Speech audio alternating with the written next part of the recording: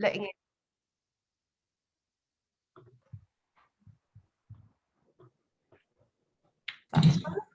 Lovely. Oh. If I can just remind everyone to go onto mute. Welcome everyone to our latest show and tell for the landscape review.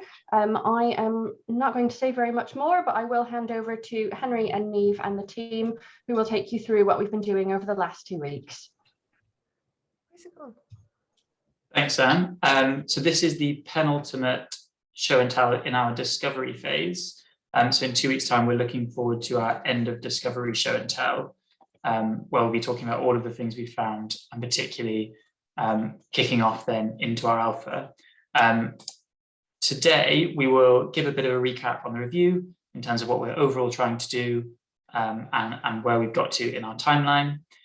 We'll then share some insights from our service owner user research, so where we'll be meeting with now about 10 deep dives into 10 different services across the different sectors of Welsh government. And then finally, we will talk about moving to alpha, and particularly our plan for how we think we'd like to engage with each of the different areas of government in the next phase. And we're keen to see what everyone thinks about that and to discuss how to begin that. So starting with a recap and review, I'll just start by showing our team. This is the team working on the landscape review. Today we've got myself, Niamh and Phil, and Eris, sorry, and some other people on leave. I'll just flag that we used to have a colleague called Anita who finished at the PSC, going back to a year of her master's degree last week. So our colleague Marie has taken her place on the team and is joining from Monday. So in our next show and tell, you will get to meet Marie as well. Niamh, should I pass on to you then for the next slides? Yeah, thanks, Henry. So as a quick reminder of our project goal, we want to understand the state of Welsh public services to identify opportunities and prioritise them, where opportunities here is everything from improving one individual service to building a shared component that lots of different services can use. We want to identify where we can join up teams and services, really kind of encouraging collaboration and integration. And finally, thinking about where we can best assign investment to make the biggest impacts. So you can jump onto the next slide, please, Henry. So we are currently just at the start of sprint 9 of 10, kind of racing our way through the discovery. And as Henry said, we've got our final wrap up from discovery show and tell in a couple of weeks. But we are now kind of pulling everything together, finishing off our analysis and starting to kind of draw out the areas that will be most important kind of moving forward to alpha, which is what we want to talk to you about today. Jump onto the next slide, please. A quick snapshot of where we're at the moment. Over the last couple of weeks, we reached a point where we've interviewed 10 service owners. We've additionally met with 6 different local authorities. We have completed 8 agile sprints, met with 3 leaders in health. We currently have 356 services in our database, so it really is growing. We've seen 2 services demoed live, which has been really interesting. And then finally, we have completed 8 problem solve sessions with a kind of senior CDPS team. So really, really positive couple of weeks. Could you jump us on, please, Henry? Lovely. So I'm going to run through what we've learned from our service owner user research over the last couple of weeks. This has been our focus, really. We've kind of moved from understanding what digital decision makers really want to thinking about actually what do service owners need, what challenges do they face, what opportunities are they thinking about, but also kind of collecting some data on their services and learning what they can and can't provide us with. So if you could jump onto the next slide, please, Henry. Hopefully you'll be able to see with this relative to where we shared it with you a couple of weeks ago, that we've really kind of raced ahead with who you've been able to speak to. We've met with 10 service owners and received data in full from most of them and in part from a couple of them. We have another couple of service owner meetings this afternoon with Michael Golowski and Anne Hinder to talk about video consultation services and paying council tax.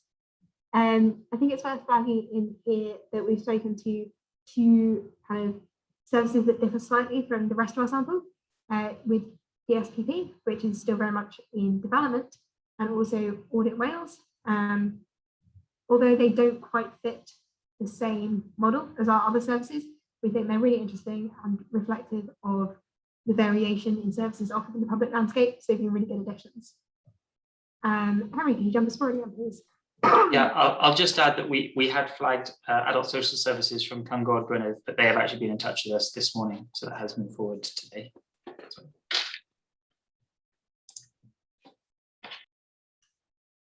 So we shared with you a few weeks ago the exemplar characteristics that we would like to map our services against to ensure that we're getting kind of full spread across the landscape. I think some areas in here that are interesting to draw out is that thus far we've mostly spoken to public sector provided services and much fewer externally contracted services, which has meant that kind of around the kind of contract length area, it's both been harder to establish what is a short and what is a long contract, with all of the externally contracted services we've spoken to so far having around 3-year contracts.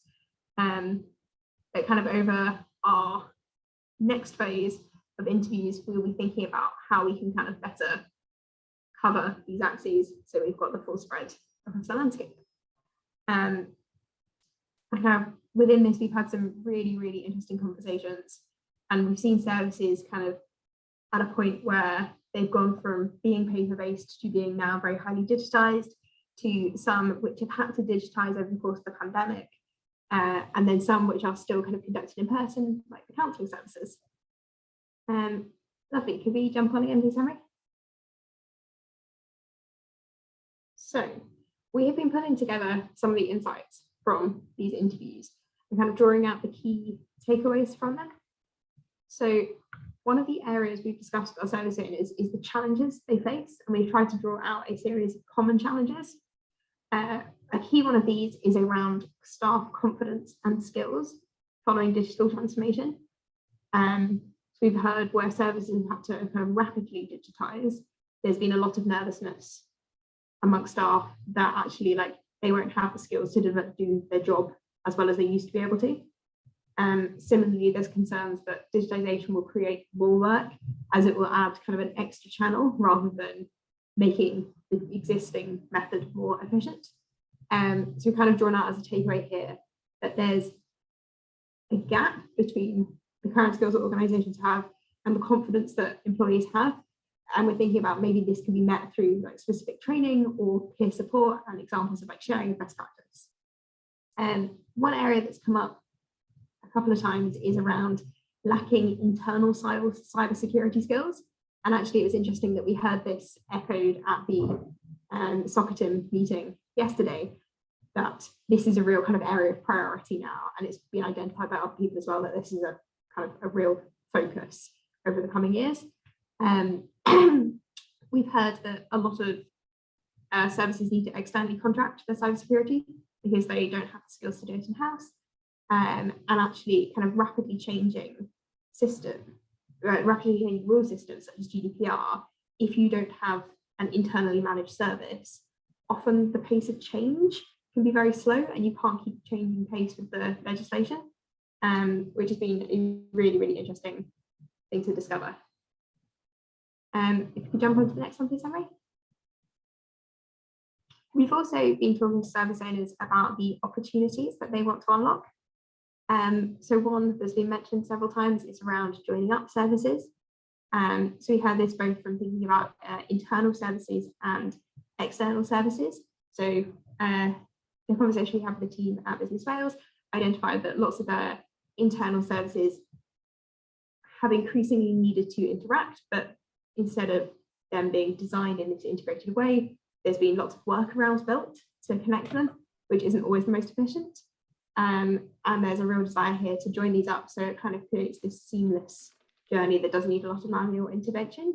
We've had these kind of thoughts echoed as well around creating seamless user journeys, where instead of having to use multiple different systems, a user can start a process and kind of continue along the same kind of integrated pathway to reach their goal.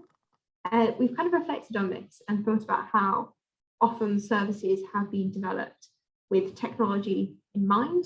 There's been a focus on applications, systems, platforms, rather than user journeys. And as a result, the user journey can be quite clunky because you're having to use lots of different systems.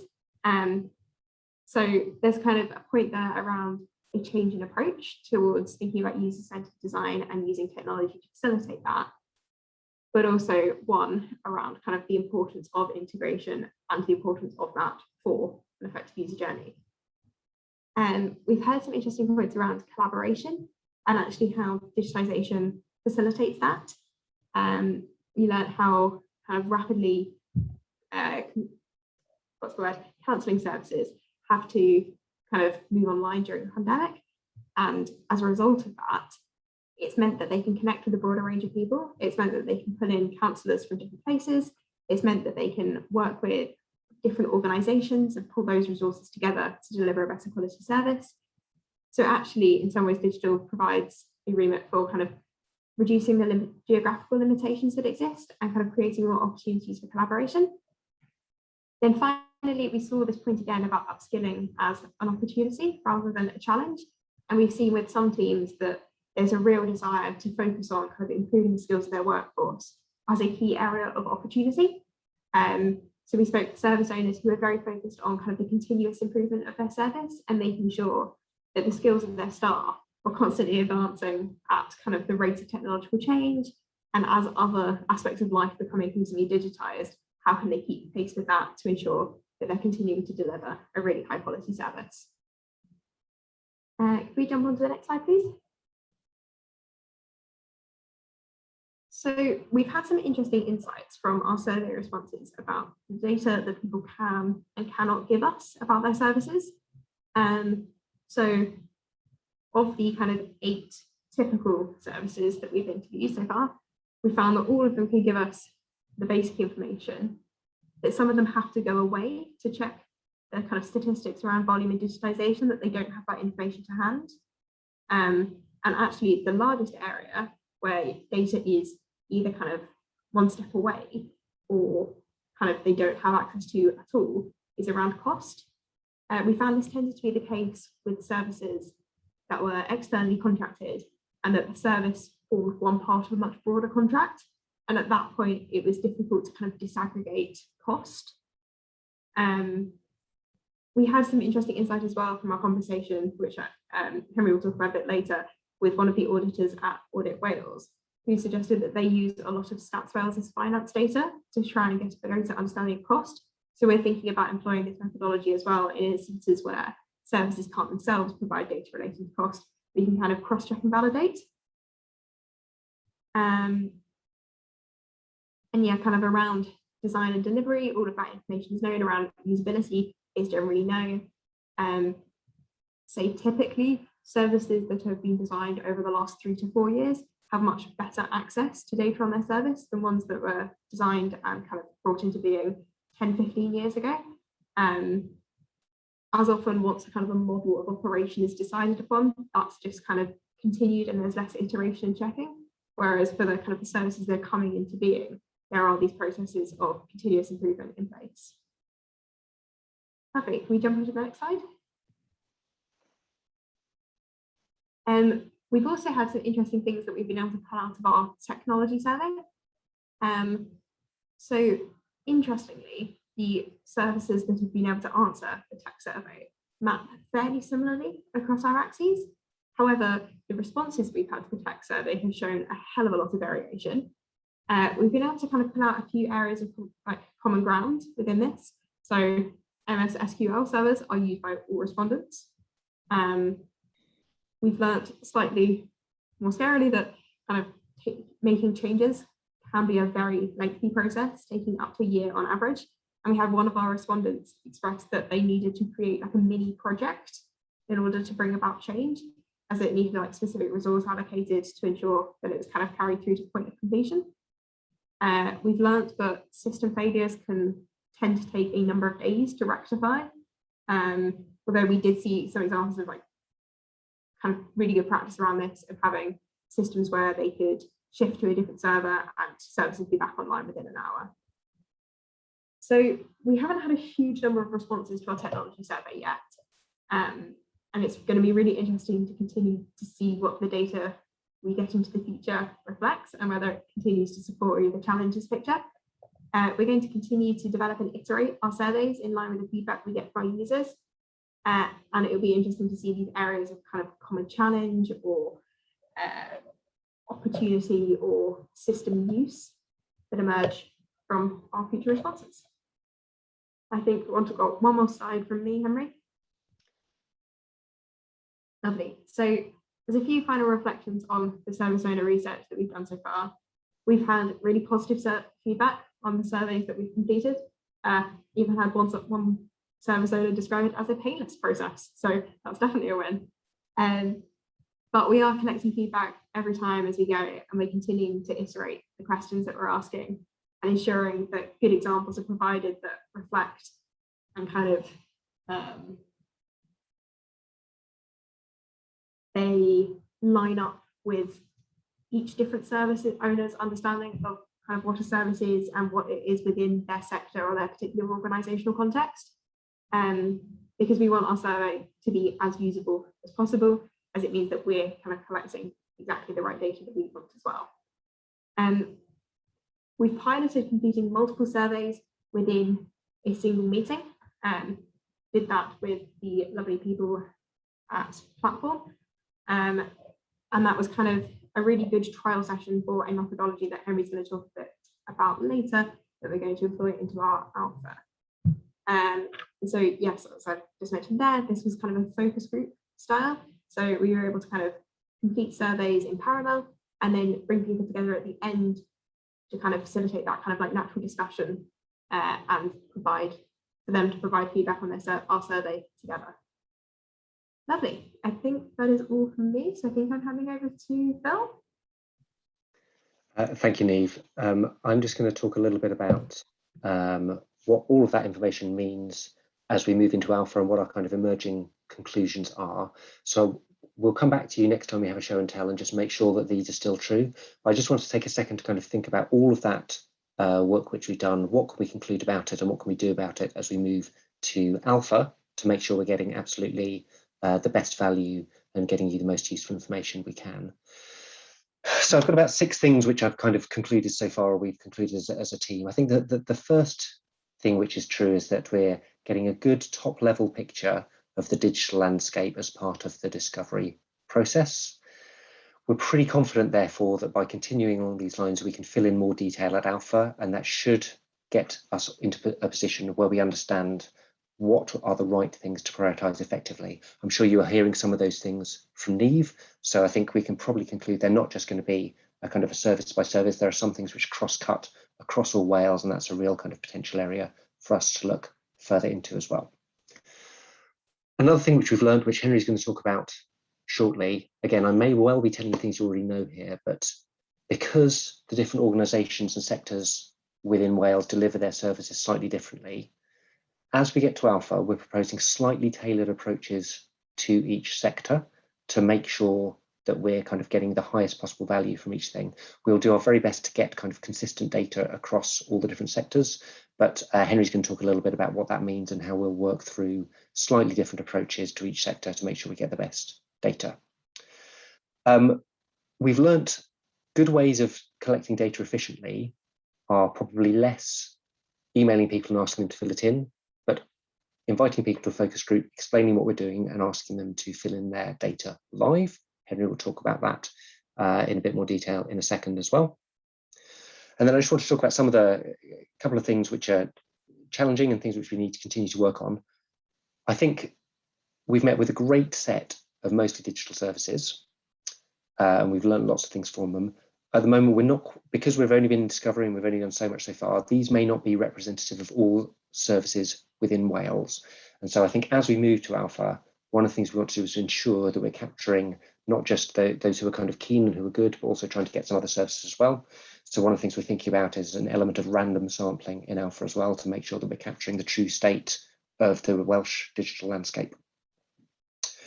I'm sorry to give a bit of a down here. I'm sure you're kind of aware that this is all true, but as you were hearing from Niamh there, the key takeaway here is that there's as with many nations around the world, there's a lot of work to do here. A lot of services are driven by technologies rather than by the user needs. And moving from one to the other is not a trivial thing to do at all. There's a lot of work to do. And that, of course, is why we're all here. And we will do our best to ensure that we can kind of target that effectively. But if this was an easy task, you'd have done it a while ago. And the survey will get us to a position where we understand the truth and how we can direct our investment and energies effectively. The one thing I think, which I'm sure came out from Neve and all those lovely smiling people, is that there is a genuine will and enthusiasm to engage here with the landscape review, but also to deliver great services to Wales. I think we've all been really struck by meeting the service owners, how enthusiastic they are and how keen they are to do a good job. And that is surely a really great starting point for us to go forward to. So please don't be downcast. There's loads of good stuff going on, I think is the key message there. So those were our emerging conclusions. So I will go through those again next week and make sure that they're all still right based upon what we've learned at the next show and tell. But if those are our emerging conclusions, Henry's now going to talk a little bit about what those mean in detail for how we're planning to do our alpha. Thanks, Phil.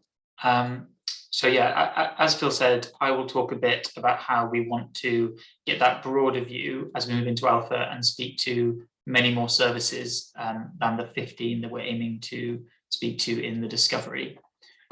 There's two things that I'll talk about in terms of approach, which is firstly this idea of traces, and then I'll talk about how we want to use focus groups.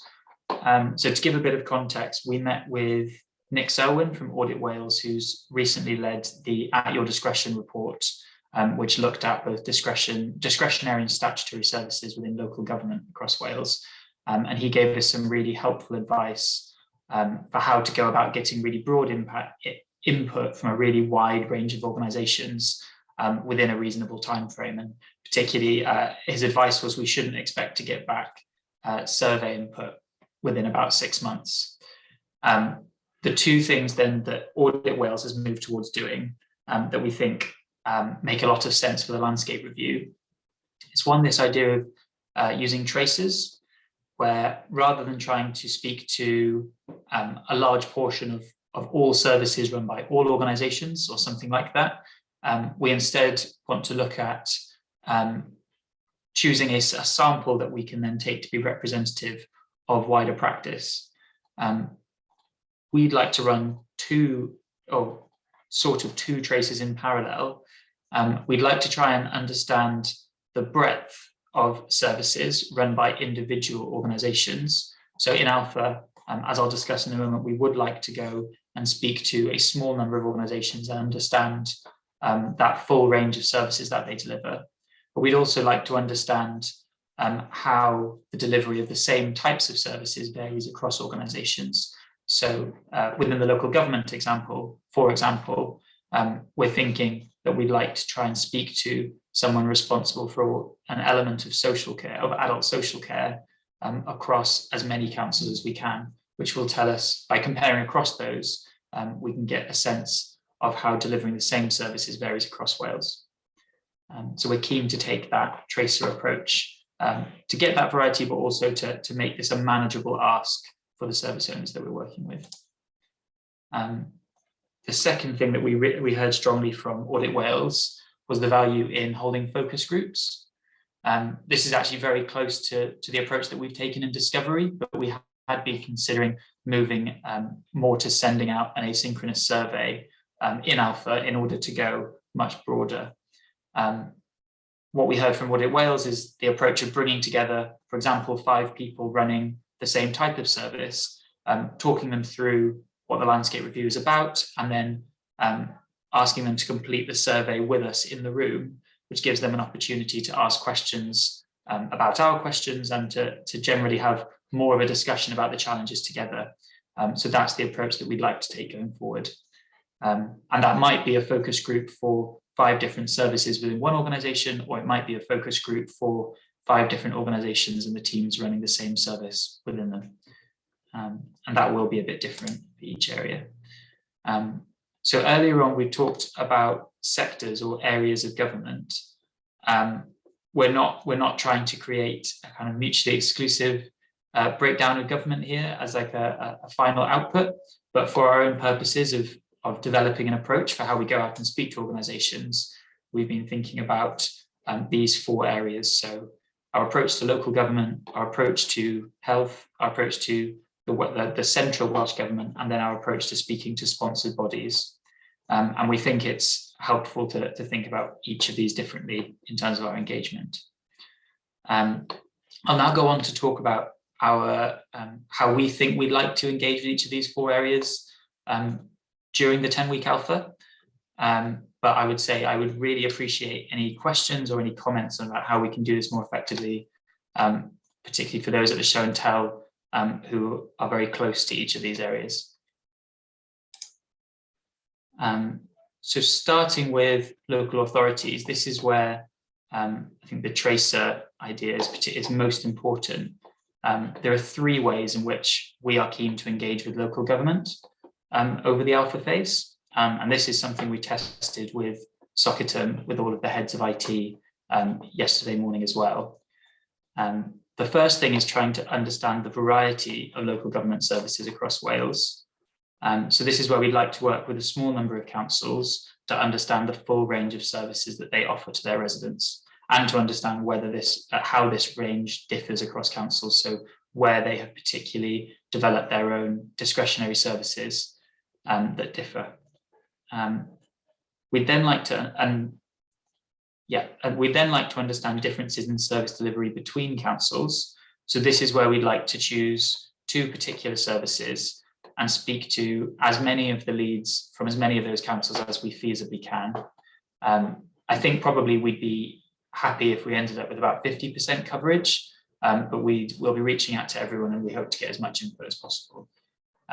We asked the members of Soccerton to vote on this yesterday, and adult social care came out as the resounding top choice, as an area that would both be interesting to look into across different councils, but also maybe a helpful area to understand that variation. And then secondly, waste collection or bin collection came up as the second choice. So that's the 2 that we're thinking about looking at. But we know particularly in that bin collection area, there is some work ongoing, and we're really keen to work with that project that's already underway as well, and talk about how that would work. Finally, the third area within local government is understanding differences in service delivery within councils. So again, we'd like to work with a small number of councils to ask about a sample of their services. And this is, we basically want to see in a bit more detail, at the level of detail that we've been working in the discovery, we'd like to review a broader range of the local government services delivered in Wales. This is where we're keen, as much as possible, to randomly sample these services. So where we have a list of the things that we expect all councils to deliver, we'd like to choose from this randomly in order to give us more confidence that what we're finding is representative of the average service across Wales. Then if I go on to central Welsh Government services, we've stratified this into 2 different work streams, looking at the currently digital services, and then also looking at currently non-digital services, again, hoping to get more of a representative picture of how the average service across Welsh Government is currently delivered. From our previous work with the UK Civil Service, we found that going by groups or by kind of Director General areas has been quite a helpful approach, particularly when we're thinking about that question of what are the non-digital services that are delivered. So that's how we're thinking we'd like to approach this in order to get that range. So we're thinking that we'd like to then try and speak to 3 digital services from which we already have a current list provided by Glyn and Janine's team. And again, we're thinking that we'd like to randomly sample, if possible, from the 5 groups from that list. For the non-digital services, we're then imagining that we'd first of all have a conversation with a lead from each of those areas about the kinds of the services to residents of Wales which are not currently delivered in a digital way and therefore aren't within that list of Welsh Government services that's been shared with us. And then we'd like to see if we can understand how 3 for each of those groups are delivered currently, and understand the different approaches that are taken across the government. The next area is sponsored bodies.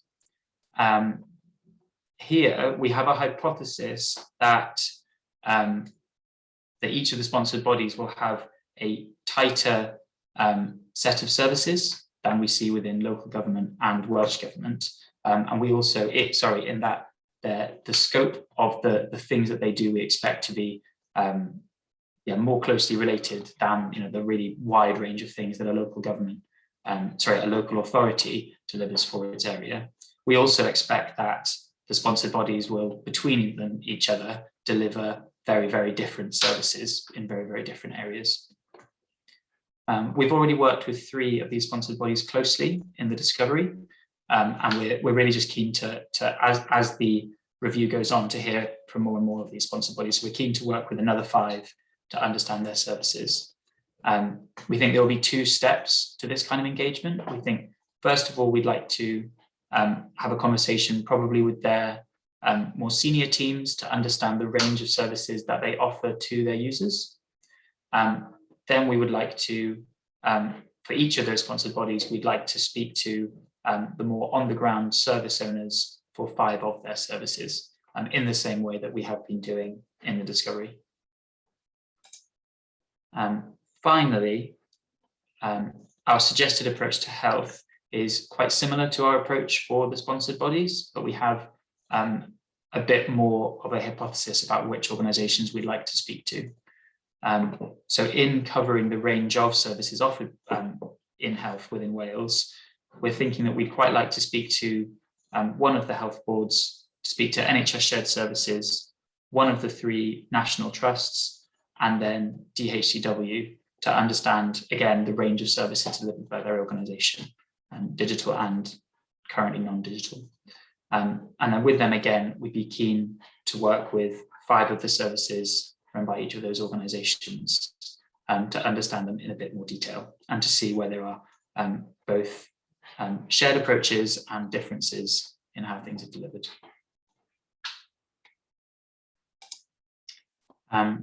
So that, across the 4 areas, that was our plan for moving to Alpha, and we'd welcome any thoughts on that. The final slide is on next steps for the landscape review. So as we said, we are thinking about our final discovery presentation in 2 weeks' time. If I work down to that, so we're consolidating the information in our service database, in particular, merging in the detailed survey information that we've got from our focus groups into that database. We're concluding our service owner interviews with our initial set of 15. We're analysing the data generated by those surveys and interviews to create a set of emerging opportunities that we then want to review in more detail in Alpha. We want to assess whether the procurement data that's been shared with us will add value to our work, alongside other data that we can access from Stats Wales. And then finally, finalising this plan that we've just shared to move from discovery to Alpha. And the final thing I'll flag is that we are recognising that this Friday slot isn't necessarily the best for everyone. So we'd like to move our final discovery show and tell to either the Thursday, which would be Thursday the 16th, or Monday 20th. And we're just looking into diaries to see what might be best there. And we'll send out specific comms about that show and tell closer to the time. And that takes us to questions. So I'll stop sharing my screen.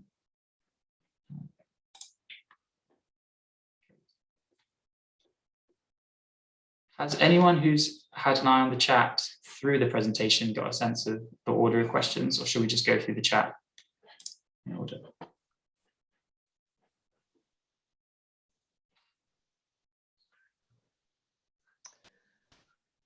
I think that the most direct question is maybe the one about broaching the idea of information being public with service owners. Neve, you may be closest to that. Yeah, thanks, Bill. So the conversations that we've had with service owners is that when we present data, we will be presenting it in like aggregate form. So we will be presenting ranges, for example, like the number of service owners per year for the services service users per year for the services that we've interviewed ranges from 15 to 2 million. We have said to service owners, if they would particularly like to be named, they can. For example, if it's a service they're particularly proud of, they really want to talk about, they can have their name about it. But for anything that does have a service owner's name on it, we will absolutely go to them and get confirmation of them with them that they are happy with the content that we are putting into the public.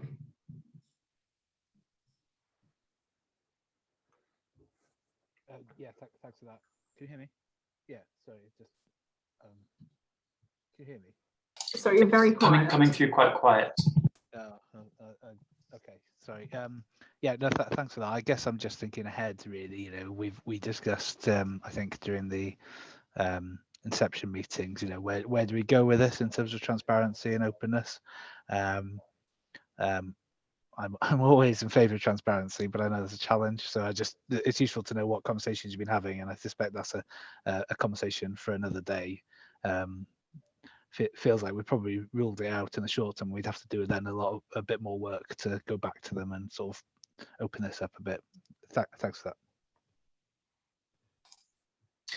I think and also I'll just add to that, in terms of the opportunities that we're looking at, I think we are expecting that at the end there will be, as you said, cross-cutting opportunities that go across multiple organizations and, you know, things related to skills development and things like that. I imagine we will also have opportunities related to specific services.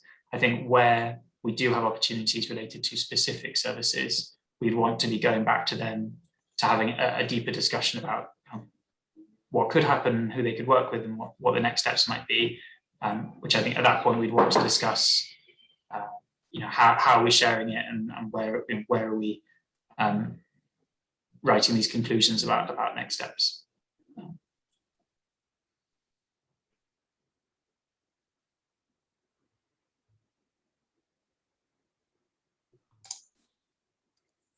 Oh, Phil, you have your hand up?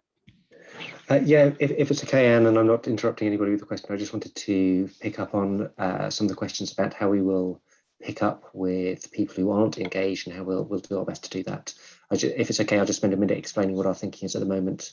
But I suppose the headline is, so our experience is that this can often follow a kind of a quite classic curve of you get very keen people at the start, and then there's a bit of a pickup, and it's really hard to get the last people in there. And the best way I've found to do that is just to kind of accept that that's true, and accept that you're going to be putting effort into contacting people directly who are kind of laggards or you particularly want to do, and that involves ringing them up and effectively giving them special love and attention to do it. So that's our thinking so far. However, I've seen a couple of offers for kind of helping us raise the profile, which we'd be, I think, very grateful to accept, because the more kind of noise about it there is, I think that the better to get that engagement in. And I think we are, in terms of an engagement piece, heading into Alpha. That's something we'll be working on over the next few weeks. And I think looking at the role that the CDOs play in their spaces as well, and how that's communicated, shared, and sort of handled through those channels as well. We'll be looking at other groups. Sally chairs the heads of resources group across public sector, and we can use that as a route in. A lot of those people will be some of the people we need to talk to through this. So then that will cover a lot of the arm's length bodies side as well. Are there any other questions or comments from anyone about any aspect of what we've gone through today? Just stick your hand up or just jump in and ask questions.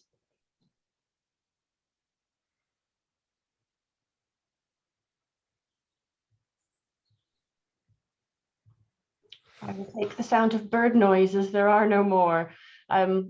Thank you very much, everyone, for attending. As I've said, this has been recorded. It will be shared via the week notes. If for some reason you're not on our week notes list, do drop me an email and I will add you to that.